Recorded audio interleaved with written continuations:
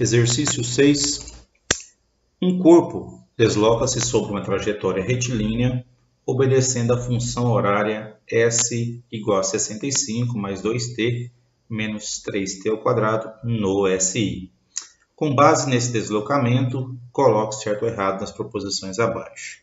Então, antes da gente começar aqui, é interessante a gente colocar aqui a fórmula da equação do espaço em função do tempo para o movimento retilíneo uniformemente variado, para a gente comparar aqui, né, quem é quem, quais são os números que estão substituindo as variáveis aqui.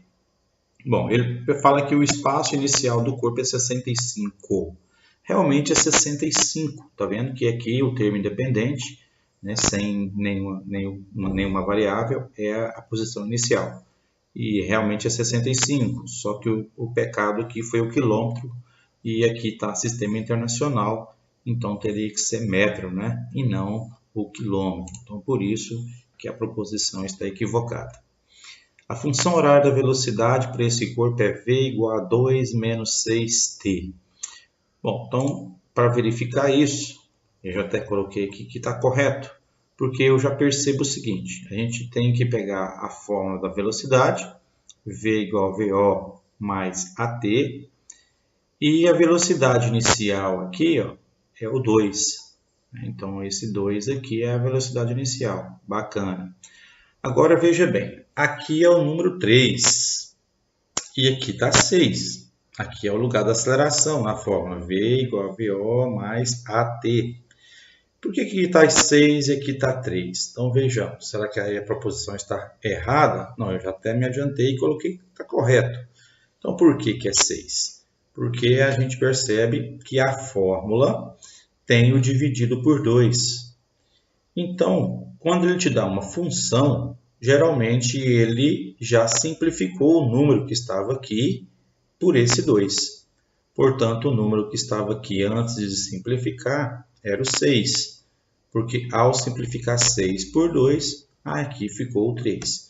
Então, é falsa a ideia aqui visual de que o 3 é a aceleração, né? Então, todo número que vier aqui, a gente tem que multiplicar por 2 para que ele represente realmente a aceleração, ok? Então, aqui está correto, porque 2 é a velocidade inicial e menos 6, que é a aceleração. Bacaninha? Então, muito cuidado, isso aqui é um dos fatores de muito erro, né, no vestibular, nas provas, quando te dá uma função do espaço e pede a função da velocidade, certo? O instante em que o corpo passa pela origem. O que é passar pela origem? Passar pela origem é quando a gente passa pelo zero, pelo marco quilométrico zero da minha trajetória. Então, eu tenho que pegar essa função e verificar se realmente em 5 segundos a posição é zero. Então, é muito mais fácil a gente colocar o 5 na equação do que colocar zero e tentar achar o tempo, certo? Senão vai dar uma equação de segundo grau, é básica e tal, então demora mais. Então, aqui é mais prático a gente pegar o 5 e substituir na função que ele deu. Então, aqui eu já substituí, no lugar do tempo eu coloquei o 5. 2 vezes 5, 10. 5 ao quadrado, 25. Vezes 3, aqui o 75. 65 mais o 10, 75. Menos 75 deu zero. Então, isso significa que realmente, daqui a 5 segundos, ele está passando pela posição zero.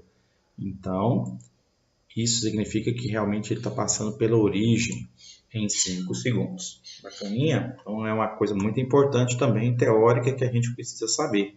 Passar pela origem significa posição final zero. Pelo menos no instante que ele falou aqui, a posição tem que ser zero.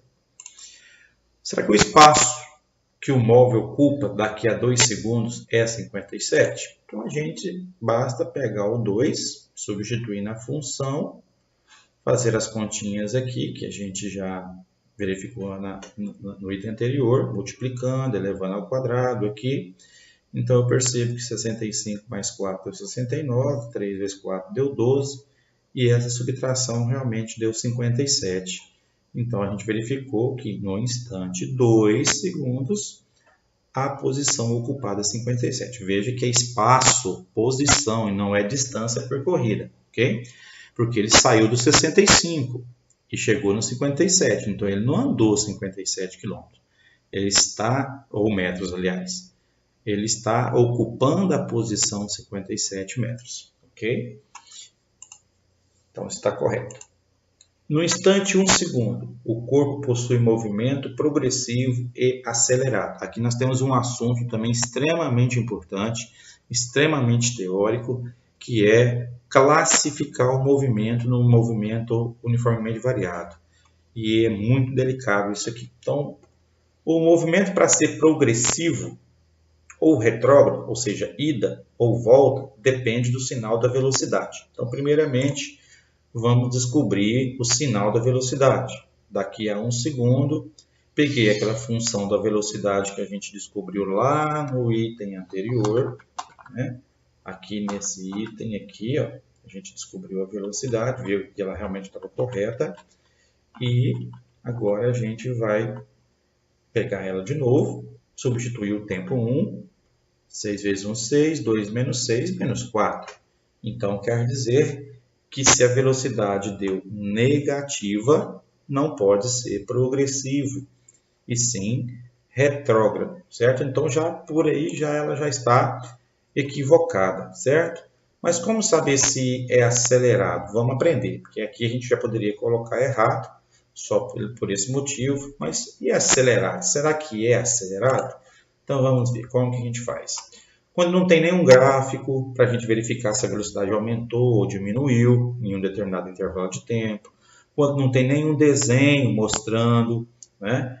Quando eu não tenho nenhuma referência aqui para eu observar visualmente se está aumentando ou não a velocidade, eu tenho que apelar para o jogo de sinal entre a velocidade e a aceleração. Então, o resultado em 1 segundo deu negativo, então a velocidade é negativa. A aceleração, desde o início, a gente já sabia que ela era negativa. E fazendo aqui a multiplicação dos sinais, menos vezes menos, que dá mais, quando esse jogo de sinal dá mais, confirma que o movimento é acelerado. Se o jogo de sinal desse menos, o movimento seria retardado, com a velocidade diminuindo, ok?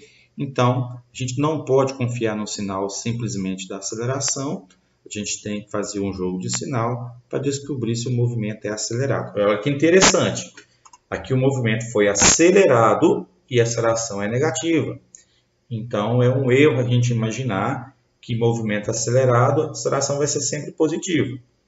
Que no movimento retardado, a aceleração vai ser sempre negativa. Isso é um erro que, infelizmente, até alguns professores cometem aí na hora de explicar o conteúdo para os alunos.